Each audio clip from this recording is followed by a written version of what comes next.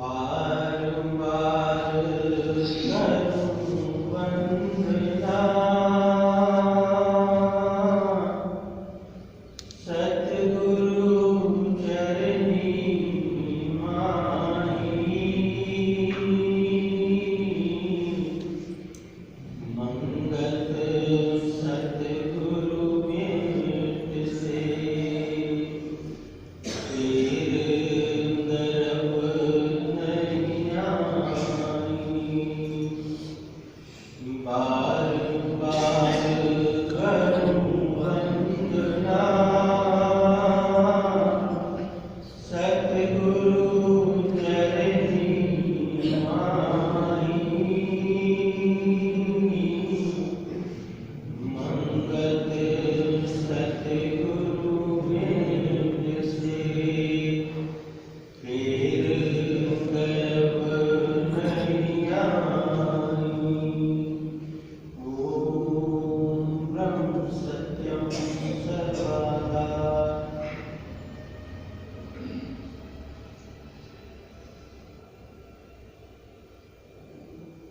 नित्य प्रति ग्रंथ से जिस वाणी का हम श्रवण करते हैं, स्वाध्याय करते हैं, ये वाणी किस प्रकार गुरुदेव के मुख से समाधि अवस्था में प्रकाशित हुआ करती थी, इसका वर्णन जीवन गाथा में आता है। मेरे गुरुदेव में पूज्य सोमराज जी ने इसका वर्णन किया है।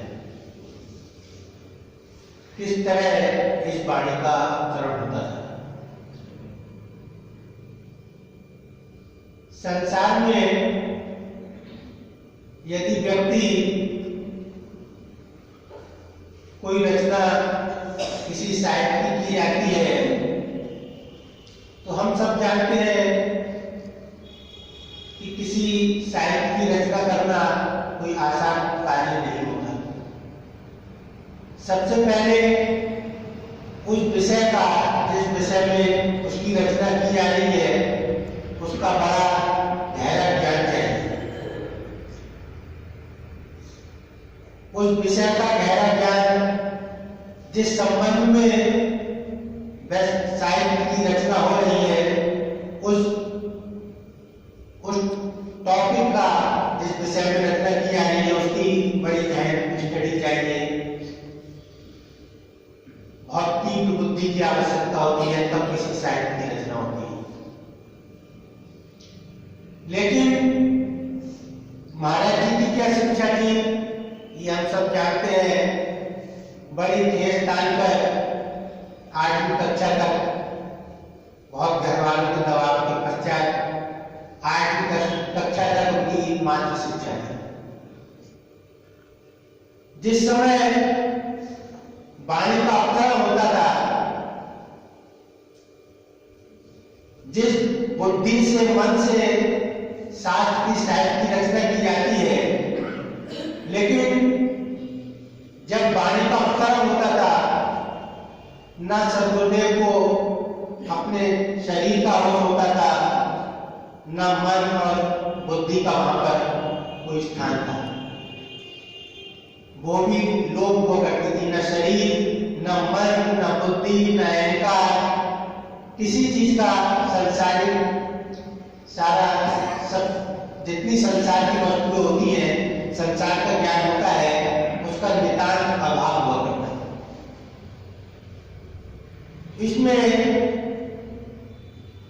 मेरे गुरुदेव में एक पूज्य सोमराज जी ने अध्याय लिखा, तत्व वाणी की वर्णन की। तो सारा वर्णन लिखा है कि किस तरह से ये अद्भुत वाणी, ईश्वर की वाणी का अवतार होता है। लिखते हैं महाराज जी किसी प्रेमी को संग नहीं रखा करते थे, कोई उनके साथ नहीं रहता था। शहर में किसी के निवास पर उनका रुकना नहीं हुआ करता था। शहर से बाहर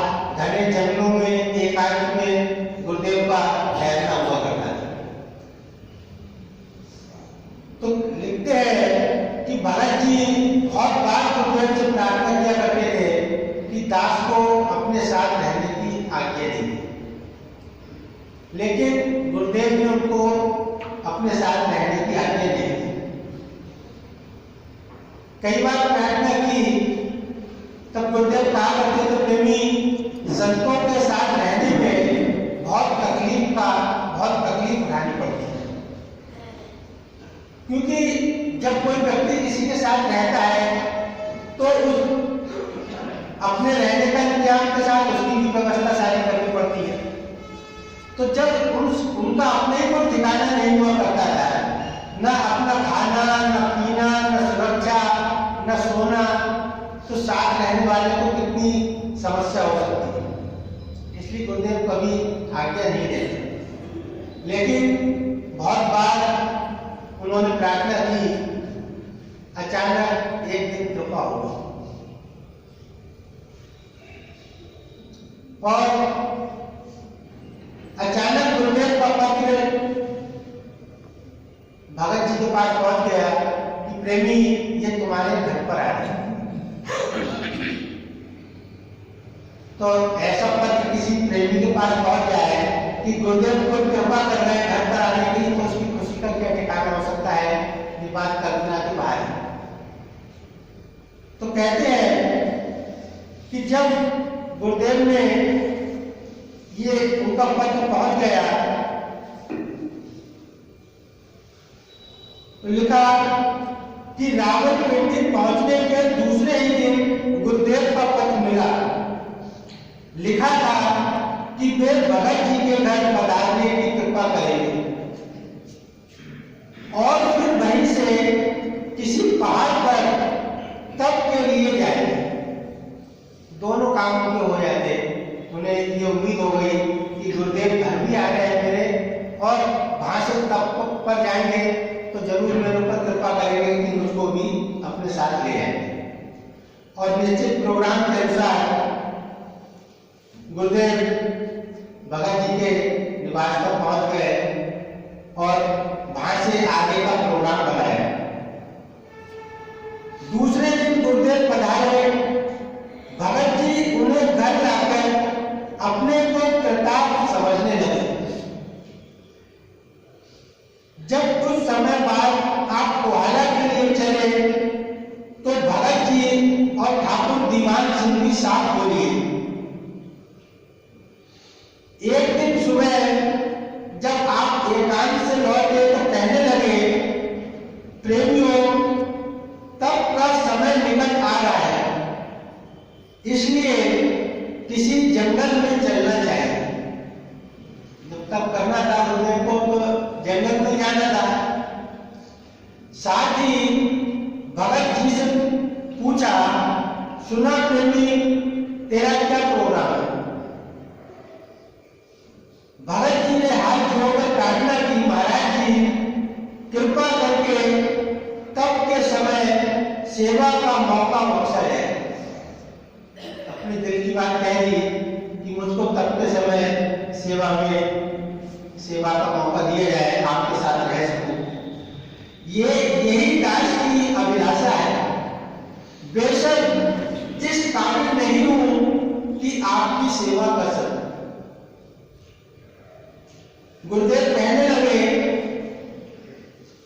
हमारी सेवा तो जो इधर से बताया गया है उस पर तन मन से कोशिश करने में है। उन्होंने कहा कि वास्तव में गुरु की सेवा क्या है? गुरु की सेवा ये नहीं है कि कोई तुमसे कोई चीज चाह रहा है, ये आप उसकी सेवा कीजिए तन मन धन से। ये गुरु की आवश्यकता नहीं होगी, ना गुरु ऐसी सेवा चाहते हैं। उनकी सेवा क्या है? कह रहे हैं कि प्रेमी गुरु केवल शिष्य का कल्याण चाहता है। तो महाराज जी यही कह रहे हैं कि प्रेमी इनकी सेवा यही है कि जो तुमको बताया गया है, और क्या बताया गया है? तुम्हारे कल्याण के लिए जो तुमको शिक्षा की इच्छा दी गई है। तो कह रहे जो तुमको बताया गया है उस पर तन मन से कोशिश करने में है, उसको अपने जीवन में धारण करो, तुम्हारा कल्याण हो, यही गुरु की सेवा है। जंगल में पहले तुझे जाने का मौका नहीं मिला। अब गुरुदेव कह रहे हैं कि तुम तब के समय जाने की बात कर रहे हो तो वहां पर तुमने जंगल की स्थिति भी देखी कितनी भयानक होती है। जंगल में पहले तुझे जाने का मौका नहीं मिला, वहां तो कई प्रकार के जंगली जानवर और भयानक जगह होती है जिनसे लोग डर जाते हैं। फिर तुम कैसे वहां पर रह पाओगे? तो कह रहे हैं, भगत जी कह रहे हैं कि भगत जी कहने लगे, जिस जगह आप विराजमान हो वहां मुझे क्या डर था। गुरु की शक्ति पर भरोसा बोला, गुरु के क्या स्थिति है तो हमें पूरा भरोसा था कि जहां महाराज जी होंगे वहां मुझे न डर है, किसी तरह की कोई समस्या नहीं होगी। भगत जी की इच्छा थी कि गुरुदेव हाँ कह रहे, लेकिन ऐसा ना हुआ। गुरुदेव ने फिर भी एकदम हाँ नहीं कहा। फिर वहां पर कुछ दिन सत्संग चलता रहा। एक दिन अचानक गुरुदेव ने कह दिया कि प्रेमी ठीक है, तुमको अपने साथ ये ले जाएंगे। अब भगत जी खुशी के मारे उनका खुशी का ठिकाना नहीं रहा। फिर एक दिन जब गुरुदेव ने कह दिया, फिर कहने लगे, महाराज जी ये एक एक स्थान पर। फिर वो जब गुरुदेव ने एक दिन उनसे हाँ कह दिया तो भगत जी सोचने लगे, महाराज जी का प्रेमी तुमको अभी ले जाएंगे, अब तुम इस समय विश्राम कर लो, रात को ये चलेंगे तब तुमको अपने संग ले जाएंगे तब के स्थान पर। महाराज जी ने उनको विश्राम करने की आज्ञा दे दी। भगत जी बहुत थके हुए थे, सोने की आज्ञा पाकर बहुत प्रसन्न हुए। सोचने लगे किस तरह सत्पुरुष एक आसन पर 18 घंटे बैठे रहते और रात तप में व्यतीत कर देते हैं, दास किस तरह इनकी सेवा कर सकेगा। अब कह तो दिया ये चीज कि मैं आपके साथ रहना चाहता हूं, डर भी नहीं था, लेकिन मन में ये सोचने लगे कि महाराज की किस तरह से सेवा कर पाऊंगा। देखो रात को समाधि में रहते हैं, कोई मुझसे त्रुटि ना हो जाए। मुझे तो नींद आने लगे कि आदमी सोचता है, एक तरफ तो मैं कह रहा हूं कि मैं आपकी सेवा करूंगा, ये रात दिन समाधि में बैठे रहते हैं, हमें तो नींद भी आती है, भूख भी लगती है, प्यास भी लगती है। तो मन में ये संशय होने लगा कि कैसे इनकी सेवा कर पाऊंगा। अभी ये सोच ही रहे थे कि गुरुदेव ने कहा, बनारसी क्या सोचता है, 1 घंटे बाद हमारे साथ चलना होगा। जैसे किसी को आया था एकदम झटका।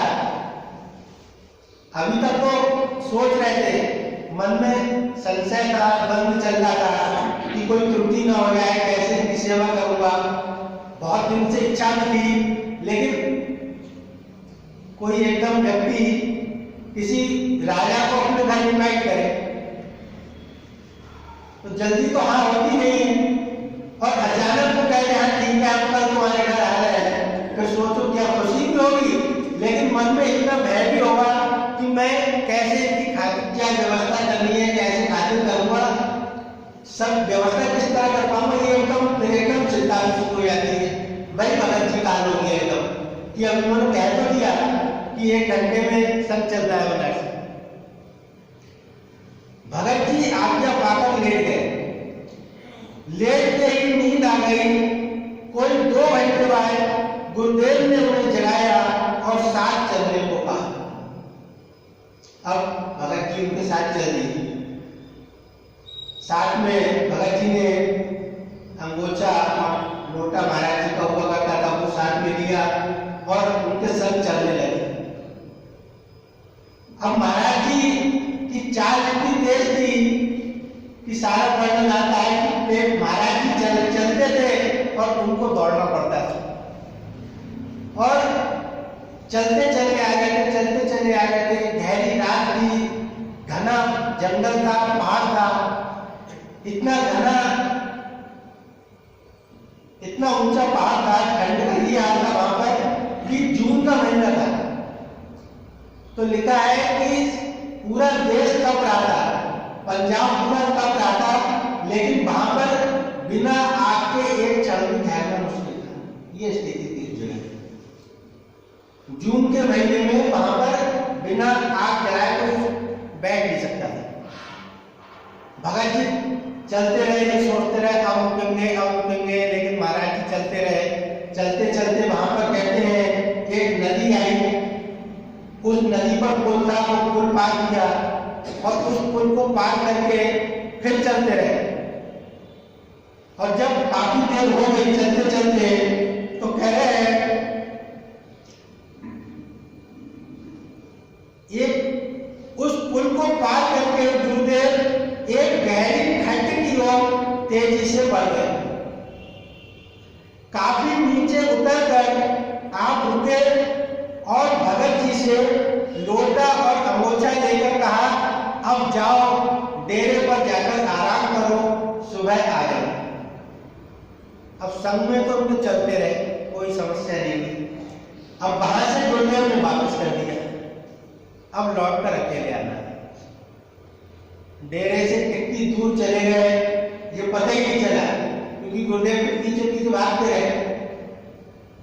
तो वहां पर लिखा, मैं हैरान था कि क्या किया जाए।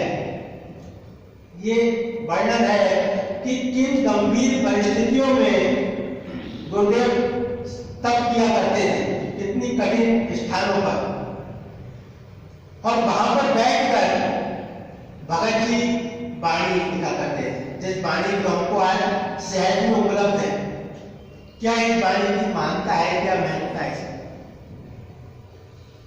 मैं हैरान था कि क्या किया जाए। जब तक महाराज जी थे, साथ थे, निडर था। उनके चले जाने पर अंधेरे में घबराहट होने लगी। सोचने लगा, महाराज जी ने ये क्या कर दिया है।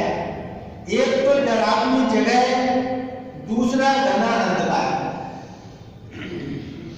उस जगह से कोई बच्चा नहीं होता।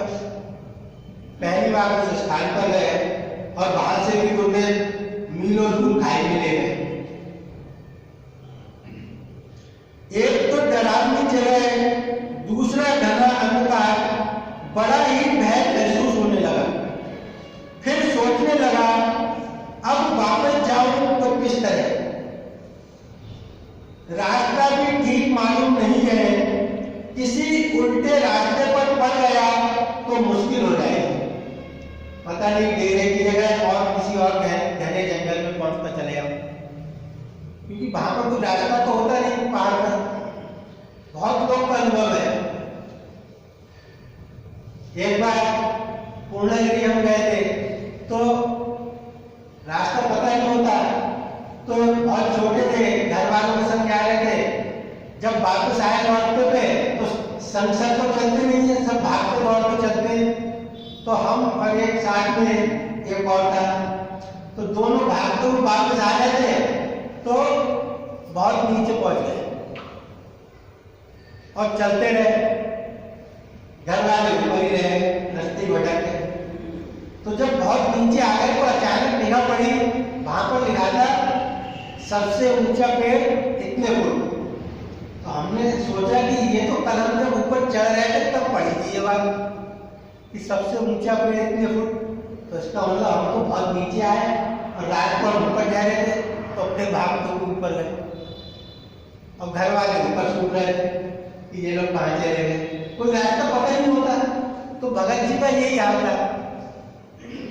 वो कह रहे थे रास्ता भी ठीक मालूम नहीं, किसी उल्टे रास्ते पर पड़ गया तो मुश्किल हो जाएगी। किसी जंगली जानवर ने आ दबाया तो मारा जाऊंगा। मन की बेचैनी बढ़ने लगी। आज एक ऐसी उलझन में, आज तक ऐसी उलझन में ना पड़ा था। फिर महाराज जी की कृपा से एकदम विचार बदला। सोचने लगा, ऐ मन, तू किस उलझन में जा फंसा है? तुझे डर किस बात का है? जिस महापुरुष की तूने शरण ली है, क्या वह तुझे कोई तकलीफ होने देगा? दीनदयाल तेरी रक्षा करेंगे। इस विचार ने मेरा कुछ धीरज बांधा। महामंत्र का उच्चारण करते करते वापस चलना शुरू किया।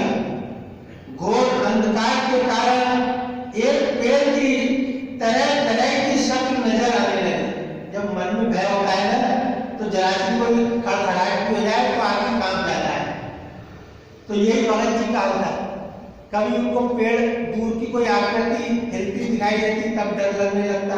कहीं जो भी जंगल का राग होता है, तो कह रहे हैं, घोर अंधकार के कारण एक पेड़ की तरह तरह की शक्ल नजर आने लगी। नदी की साए साए में भी कुछ डराने में कसर न छोड़ी, लेकिन फिर भी श्री महाराज जी पर मन में ध्यान दिए चलता रहा। जो ही पुल के पास पहुंचा तो 5-6 ऊंचे कद वाले लोग बगल में बंदूकें दबाए सामने से आते दिखाई दी। पास आने पर दास ने उन्हें सलाम वालेकुम कहा। वे वालेकुम सलाम कहकर पास से गुजर गए। प्रभु प्रेरणा से वे चुप रहे और दास के प्रति कोई जिज्ञासा न। ये तो उस दिन का हाल हुआ जब गुरुदेव ने उनको वापस किया। उसके बाद जब वाणी लिखी गई, तब गुरुदेव वहां से भी फिर और ऊंचे स्थान पर चले गए। ये तो उस दिन का हाल था। लेकिन गुरुदेव ने देखा कि जब यहाँ पर यहाँ के लोग सही नहीं है, जैसे भगत जी बता रहे हैं कि लोग बंदूक के लिए मिल गए उनको, तो गुरुदेव ने कहा ये स्थान भी सही नहीं है। तो गुरुदेव वहां से और एक ऊंचे स्थान पर चले गए। तो वहां पर उनके लिए तप का स्थान बनाया गया।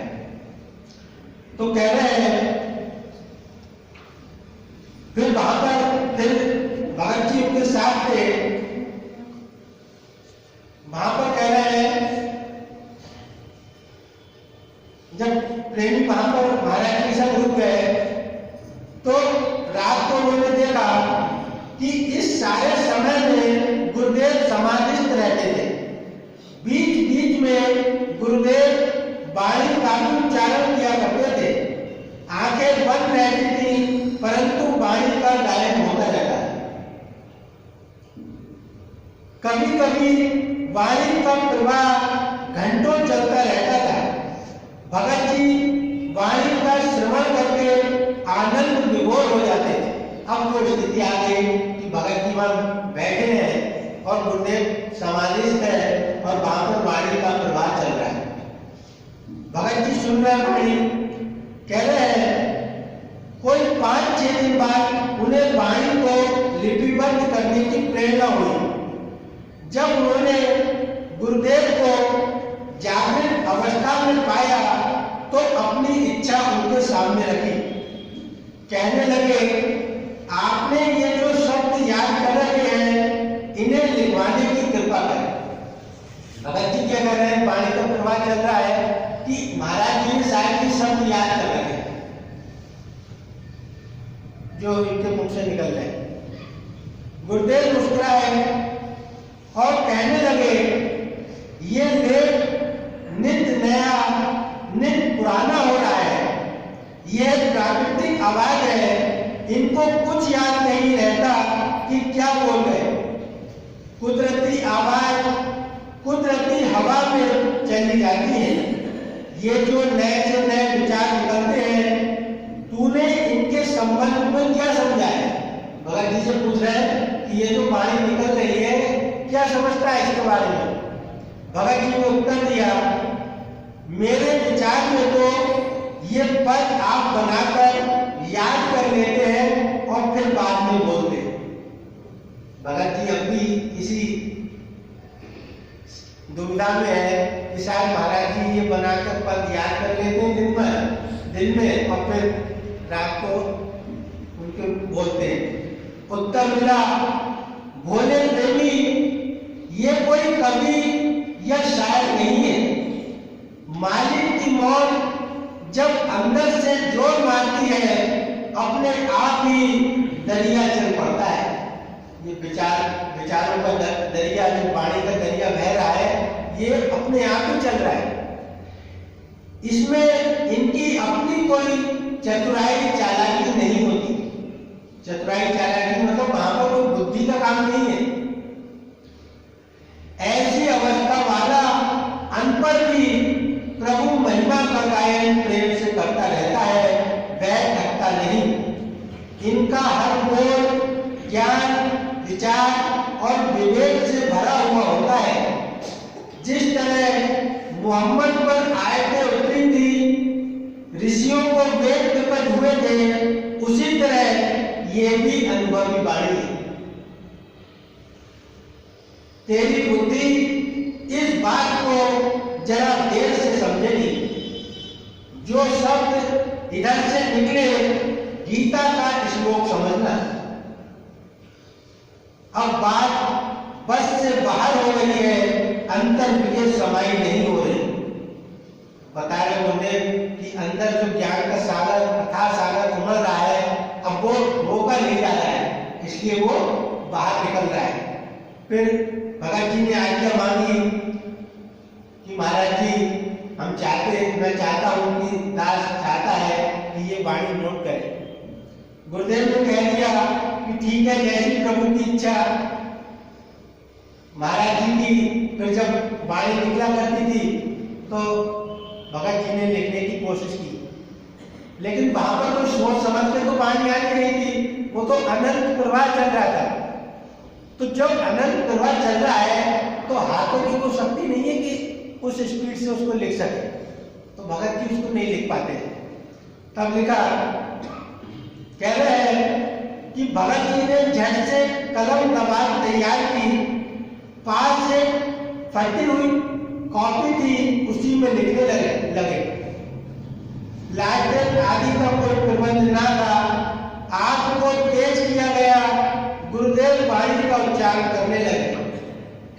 भगत जी का विचार था कि गुरुदेव आहिस्ता आहिस्ता लिखवाएंगे, परंतु ऐसा ना हो। सामाजिक अवस्था में बैठे गुरुदेव लगातार वाणी का उच्चारण करने लगे। वहां ना कोई हिचक थी, ना कोई सोच। कोई आदमी सोच के बोल रहा हो तो समय लगता है, एक मिनट रुकना पड़ता है उसको, लेकिन वहां पर कोई सोच तो थी नहीं। अथाह वाणी का प्रवाह चल रहा था, तो भगत जी अपने को लिख नहीं पा रहे थे। जैसे जल का स्रोत लगातार बहता रहता है, वैसे ही शब्दों का प्रवाह चल रहा था। भगत जी ने भरसक प्रयत्न किया कि उनकी लेखनी वाणी के प्रवाह का संक्रमण कर सके। संक्रमण मतलब जिस स्पीड से वाणी आ रही है, उसी स्पीड से कलम चल सके, हाथ चल सके, लेकिन वो संभव नहीं हो सका। परंतु ऐसा ना हो सका। 2-4 पद लिखने के बाद ही हाथों ने जवाब दे दिया। डरते डरते गुरुदेव से आहिस्ता बोलने की प्रार्थना की। गुरुदेव ने आंखें खोली और देखा कि वाणी ठीक नहीं लिखी गई थी। कहने लगे, ये काम तुमसे ऐसे ना होगा। पूरा ये तत्ववाणी प्रकट हुई का इसका अध्याय है। पूरा पढ़े तो हमको पता चलता है कैसे इस वाणी का प्रभाव होता था और कैसे इसको लिपिबद्ध किया गया। फिर गुरुदेव ने कृपा करके कहने लगे, फिर आंख खोलकर फिर वाणी का प्रवाह चला और भगत जी को वो शक्ति दी कि भगत जी उस वाणी को लिपिबद्ध कर पाए। फिर इस प्रकार गुरु कृपा से, उनकी शक्ति से उस वाणी को लिपिबद्ध किया गया और अंत में ये पूरा हुआ ग्रंथ जो है, कह रहे हैं वहां पर लिखा कि ये ग्रंथ जब गुरुदेव मसूरी सिद्ध खंड में थे तो वहां पर लिखा कि प्रेमी आज वैशाख संवत 2005 13 अप्रैल 1948 और जो हम ये पढ़ रहे थे ये 1939 जून की बात है, 1939 जून। और ये पूरा हुआ 13 अप्रैल 1948। कहते हैं महाराज आज बैसाखी का शुभ दिन है, कलम दबा के ले आओ, आज इस पर हस्ताक्षर करके वाणी को बंद कर दिया जाए। तो 13 अप्रैल 1948 तक इस वाणी का प्रवाह चला। और उस दिन गुरुदेव ने ग्रंथ श्री समता प्रकाश पर उनके हस्ताक्षर है उनकी पृष्ठ पर, और उस दिन जो भी उसके नियम थे वो नियम लिखकर उस पर अपने हस्ताक्षर करना। तो हम ये जो वाणी सुनते हैं ये किस प्रकार ईश्वर की अगम वाणी हमको प्राप्त हुई है, ये संसार का संगत का सौभाग्य है। इसलिए इसको उसी प्रेम और श्रद्धा के साथ उसका श्रवण किया जाए तो इसका पूरा लाभ हमको प्राप्त होता है। ओम ब्रह्म सत्य।